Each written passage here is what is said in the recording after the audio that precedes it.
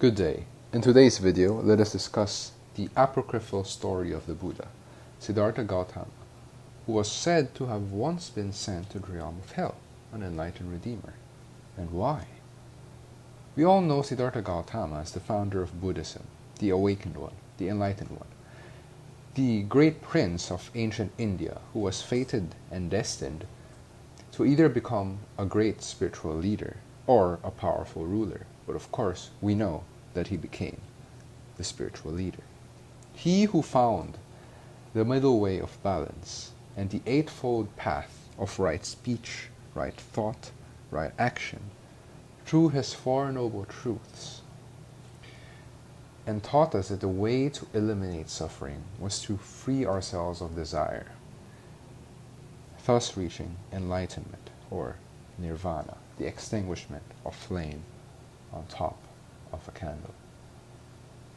This is the Buddha, the Savior, an enlightened being, literally the awakened one. So what is he doing in hell, the fiery pit of suffering, if only those who are regarded as sinners are sent?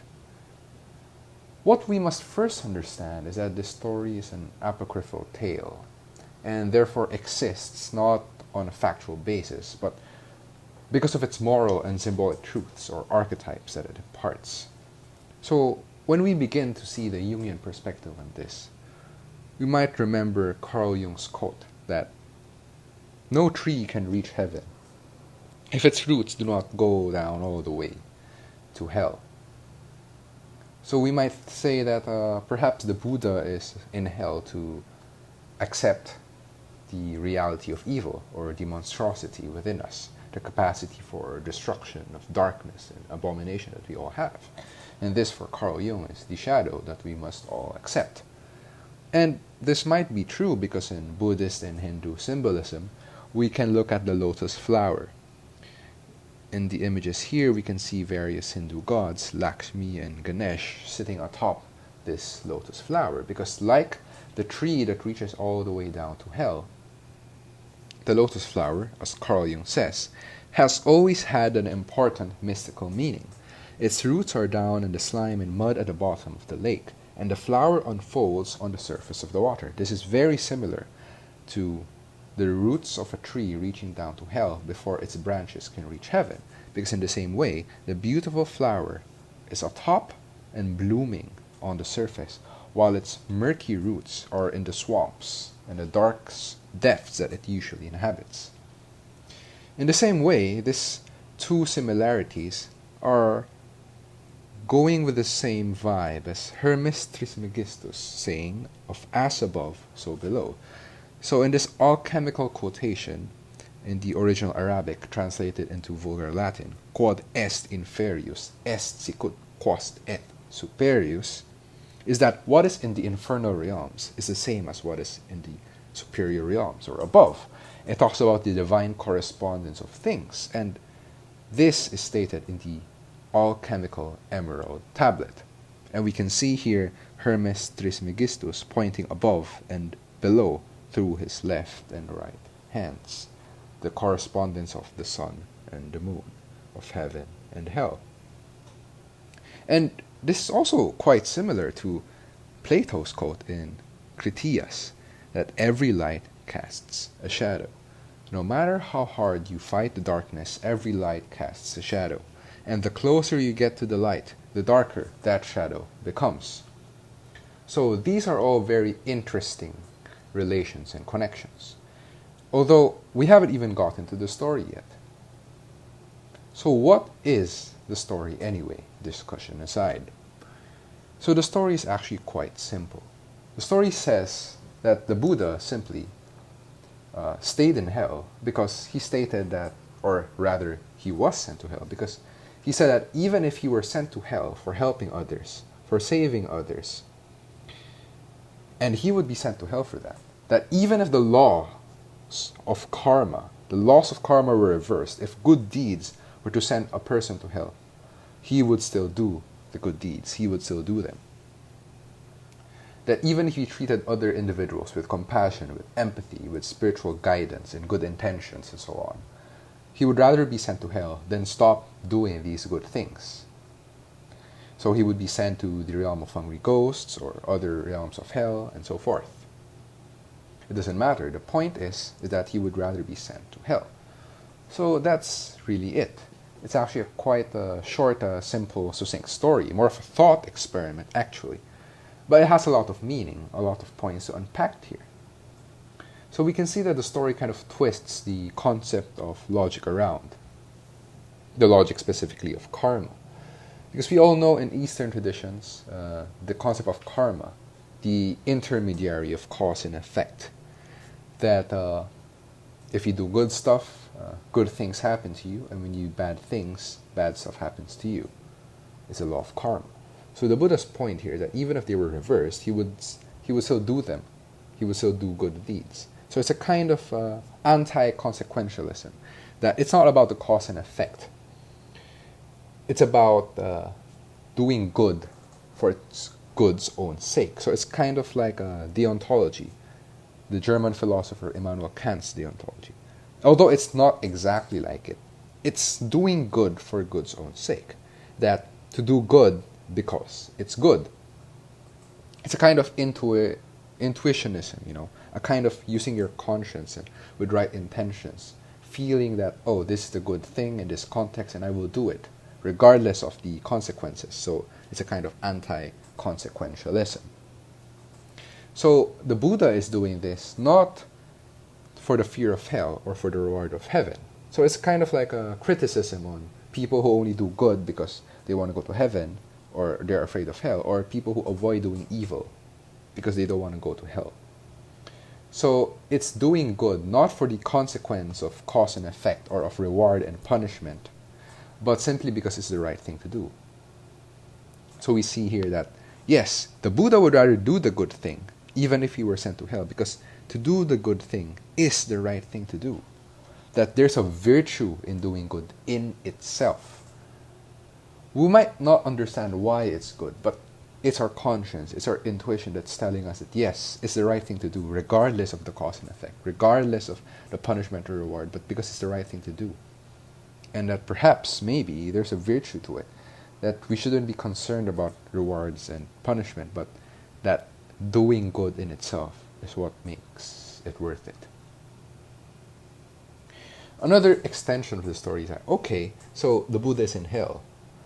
He might say that, well, I might as well help some souls here, help save some souls, make a difference, rather than just staying in heaven and not actually saving some souls. You know, like, might as well stay here in hell and lift some souls up to heaven. And this actually reminds me of the story of Jesus during Black Saturday, called the Harrowing of Hell, where Jesus was said to have went into the underworld, into hell, where he lifted up souls into the heavenly realms and lifted them up to heaven. So this is like a connection to the motif of the traveling of the underworld, of the hero's journey, part of the hero's journey, where your roots reach down to hell, and so your branches reach up to heaven. So this is also another archetypal or symbolic link. So anyway, the point here is that we can see how the Buddha and even Jesus in Christian tradition are sort of like enlightened beings, gods even, who teach others. Practically divine, right? That enlightenment is not the end goal. That after reaching Nirvana, after the Buddha reached enlightenment under the Bodhi Tree, and after Christ resurrected from the dead, it does not end there. That perhaps enlightenment is not the end goal. That maybe we need to make a difference after perfection. So we know that after becoming enlightened, like let's say a sort of Bodhisattva, here we can see Guan Yin Ma, the Bodhisattva of Compassion, Chinese tradition, that after you become the Buddha or a Bodhisattva or some kind of divine figure, you don't just go into the heavenly realms and say, all right, I'm done here, you know, peace out, I'm done. I'm already enlightened, I have achieved enlightenment. No, that after becoming like a Bodhisattva or achieving this state of enlightenment, that it does not end there, that we still go forth and make a difference. We know that after the Buddha achieved enlightenment, he stayed in earth to make a difference. He did not just go and enjoy eternal bliss in heaven, but to try to help others on their path to enlightenment as well. That's why after achieving peace and tranquility, he so stayed and taught his disciples various paths to the middle way, right? How to alleviate suffering, releasing desire, about karma, about dukkha, about the dharma, and all these things that the Buddha has taught us now, like the Eightfold Path. Similarly, with Jesus Christ, after his resurrection, we know that he stayed 40 days before he ascended into heaven, sort of like imparting his knowledge and wisdom as a sage, because he knows all these things as he has reached enlightenment. So he tries to redeem others as well. I think so this shows the archetype of the enlightened being who still helps, sort of like becoming a mentor figure or a teacher who imparts knowledge to other people to help them on the path as well. A kind of enlightenment beyond heroism. An enlightenment of not just being enlightened, but also being a redeemer, a sort of savior. So we see here Christ the Redeemer in the statue, the archetype of the Redeemer beyond enlightenment. That after enlightenment, you're not just an enlightened being who is selfish after all. In the first place, why can you be enlightened if you're selfish to begin with? Perhaps it is the natural course of action to help others as you become enlightened. So this is the archetype of the Redeemer beyond enlightenment, as the Buddha and Christ has shown. So what can we learn from all this? I mean, perhaps it is very strange to say that we ourselves, as mere humans, you and I, can achieve enlightenment. After all, we are not like the Buddha, who actually went through various reincarnations before achieving enlightenment, as Siddhartha Gautama, nor are we like Christ, who is literally divine, not just part God or half God, but literally purely God. He is literally divine. That's why he is a perfect being. That's why he is enlightened and a perfect being, the Son of God. Because we are, after all, only mere mortal beings, fallible creatures who, I believe, cannot be in the same state as the Buddha or Jesus Christ. But it doesn't mean that we can not try to be enlightened. It doesn't mean we can't try, right? And while we're trying to be enlightened, perhaps enlightenment isn't the end goal. That it may be an obvious point, but it's to help others as well, with compassion, helping others with empathy, helping everyone else, because after all, we are all on the same boat, as depicted here in this picture of Hokusai. We are all human beings, and we are all sentient beings. And that the goal is not just to be enlightened ourselves, but also to help others with compassion. And in this painting by Hokusai, Ocean Waves, it shows that life is a struggle, but it's also tranquil, and that we're all going for the same thing, so that in the end of the day, we cannot just redeem ourselves, but help others redeem themselves as well. Thanks for watching.